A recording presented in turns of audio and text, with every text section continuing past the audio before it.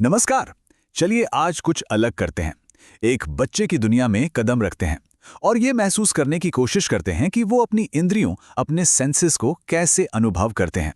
क्योंकि एक गहरा रिश्ता बनाने की शुरुआत हमेशा एक गहरी समझ से ही होती है। तो चलिए अपनी इस यात्रा का पहला पड़ाव देखते हैं। जरा कल्पना कीजिए कि आप एक ऐसी दुनिया में हैं जहां हर आवाज, हर रोशनी, हर छुअन जरूरत से कहीं ज्यादा है। चारों तरफ बस शोर ही शोर। ये लाइनें बहुत शक्तिशाली हैं, है ना? ये हमें सीधे उस एहसास के दिल में ले जाती हैं जिसे हम समझना चाहते हैं। ये सिर्फ किसी के व्यवहार के बारे में नहीं है। ये इस बारे में है कि वो असल में दुनिया को महसूस कैसे करते हैं। जरा सोचिए, आप बाजार में हैं, पर ये वो बाजार नहीं है जिसे हम जानते हैं।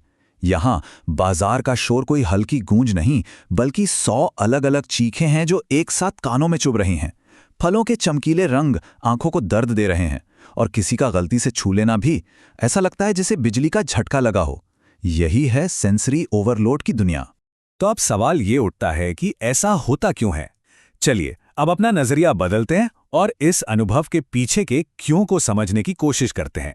यहीं से सारी तस्वीर साफ होने लगेगी। देखिए, हम सबने 5 इंद्रियों के बारे में तो पढ़ा ही है, देखना, सुनना, छूना वगैरह। पर कहानी असल में इससे कहीं बड़ी है। 3 और भी हैं। हमारी छिपी हुई इंद्रियां। वेस्टिब्यूलर, जो हमें हमारा बैलेंस देता है। प्रोप्रियोसेप्टिव, जो हमें बताता है कि हमारे हाथ पैर कहाँ हैं बिना देखे भी।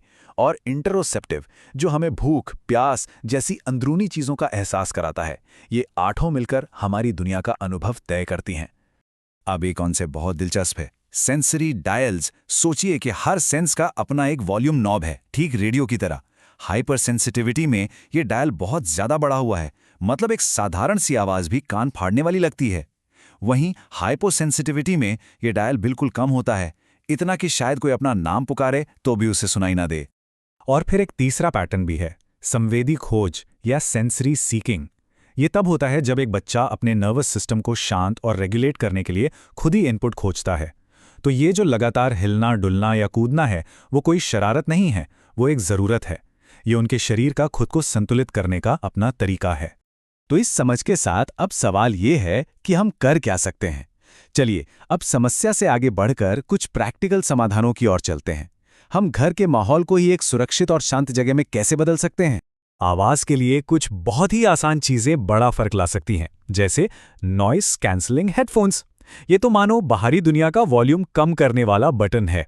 घर में एक शांत कोना बनाना उन्हें एक सेफ स्पेस देता है। और ब्लेंडर जैसी तेज आवाज करने से पहले बस एक बार बता देना उन्हें मानसिक रूप से तैयार होने का समय दे देता है। ठीक इसी तरह हम आंखों को भी सुकून दे सकते हैं। तेज लाइट की जगह डिमर स्विच या हल्की रोशनी का इस्तेमाल करना। कमरे से फालतू का सामान हटाकर उसे सिंपल रखना। इससे दिमाग को भटकने की जगह शांति मिलती है। ये छोटे छोटे बदलाव एक बहुत ही शांत माहौल बना सकते हैं। और जब बात स्पर्श की आती है तो आराम सबसे जरूरी है। कपड़ों से वो चुभने वाले टैग हटाना बहुत बड़ी राहत दे सकता है। कसकर गले लगाना या भारी कंबल का इस्तेमाल डीप प्रेशर देता है, जो नर्वस सिस्टम को शांत करने में मदद करता है। और बेचैन हाथों को व्यस्त रखने के लिए फिजिट टूल्स एक बेहतरीन जरिया हैं। तो ये तो बात हुई कि जब कोई समस्या हो तो क्या करें, पर क्या हम कुछ ऐसा कर सकते हैं जिससे बच्चे पूरे दिन संतुलित महसूस करें? बिल्कुल। चलिए कुछ ऐसे प्रोएक्टिव तरीकों पर नजर डालते हैं जो समस्या होने से पहले ही मदद करते हैं। और यहीं पर सेंसरी डाइट का शानदार आइडिया आता है। नहीं, इसका खाने पीने से कोई लेना देना नहीं है। सोचिए, जैसे हमारे शरीर को पोषण के लिए भोजन चाहिए, वैसे ही हमारे नर्वस सिस्टम को सही सेंसरी इनपुट का पोषण चाहिए। सेंसरी डाइट बस वही है, गतिविधियों का एक पर्सनलाइज्ड प्लान जो बच्चे के नर्वस सिस्टम को पोषित और संतुलित रखता है। तो एक अच्छी सेंसरी डाइट में कई तरह की चीजें होती हैं। भारी काम जैसे कुछ धकेलना या उठाना शरीर को शांत करता है। झूलना या घूमना ये संतुलन बनाने में मदद करता है। और अलग अलग बनावट वाली चीज़ों से खेलना जैसे पानी, रेत या आटा, ये उनकी खोज करने की ज़रूरत को पूरा करता है। और हाँ, कुछ खास टूल्स भी हैं जो बहुत मदद कर सकते हैं। वेटेड ब्लैंकेट्स सुरक्षा का एहसास देते हैं। ग्लिटर वाली बोतलें ध्यान लगाने में मदद करती हैं। और फिजिट टूल्स वो अतिरिक्त ऊर्जा को एक सही दिशा देते हैं। हर टूल एक खास ज़रूरत को पूरा करता है।